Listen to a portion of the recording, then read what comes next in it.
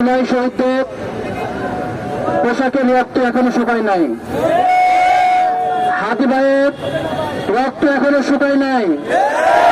সেই হাতি ভাইয়ের বিচার চাওয়ার জন্যই তার সহযোদ্ধারা যমুনার সম্মুখে অবস্থান করেছিল। এমন কি ঘটলো, 70-80 জন 100 জন যুবককে তোমরা এত ভয় পাও যাদেরকে লাঠি পেটা করে তাড়িয়ে দিতে হবে?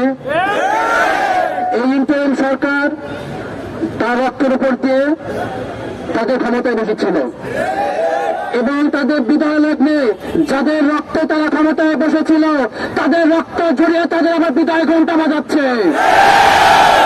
ইন্টারিম সরকারকে বলে দিতে চাই, তোমাদেরকে ক্ষমতায় বসানো হয়েছিল জুলাই বিপ্লবীদের শহীদদের বিচার করার জন্য, ফ্যাসিস্টদের বিচার করার জন্য, পুলিশ লীগদের বিচার করার জন্য, কিন্তু আমরা দেখতে পাচ্ছি তোমরা জায়গায় জায়গায় তাদেরকে পুনর্বাসন করেছ। পুলিশদের পোশাক বদলে তাদেরকে বৈধতা দিচ্ছ, তাদের অপরাধকে তোমরা সাধারণ করে দিচ্ছ। মনে রাখবেন, পোশাক বদলে তাদের অপরাধ কখনো বদলে যাবে না। যুগে যুগে ইতিহাসের কালো অধ্যায় হয়ে থাকবে পুলিশদের অপরাধ। ময়লা ধুইলে যেমন ময়লা যায় না, তেমনি পুলিশদের অপরাধ মুছে যাবে না। আজ হোক কাল হোক ইতিহাসের কাঠগড়ায় তাদেরকে দাঁড়াতে হবে। মনে রাখতে হবে, বাংলাদেশের একমাত্র শহীদ যিনি তার মৃত্যুর পূর্বে তার খুনে বিচার চেয়ে গেছে, তোমাদের অন্তর কত পাষাণ হয়ে গেছে তার সংক্রান্ত প্রতি তোমার একটু দরদ লাগে না।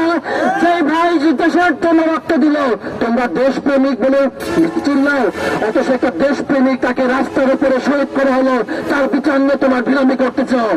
আজকে দেখলাম মিছিল পরে যখন তাদেরকে হামলা করা হলো, হামলার পরে সন্ধ্যার পরে প্রধান উপদেষ্টা বার্তা দিল, আমরা 8 তারিখ জাতিসংঘে বার্তা পাঠাবো। এই বার্তা তোমরা আগে যেতে বাধা কোথায় ছিল? তোমাদেরকে দিতে হবে।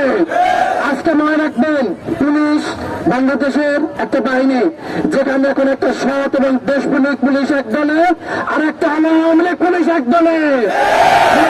আওয়ামী ফ্যাসিস্ট পুলিশদেরকে বাংলাদেশের পুলিশ বাহিনী থেকে অপসারণ করতে হবে। যারা সুযোগ পেলেই তাদেরকে জুলাই বিপ্লবীকে আঘাত করে। আজকে আমরা দেখেছি যখন হামলা করতেছিল, এক পুলিশ বলতেছিল আয় তোরা হাতির লাশ নিয়ে যায়। দেখানো সাহস কিভাবে পায়? বিলম্বে তার বিচার বাস্তবায়ন করার দাবি জানাচ্ছি।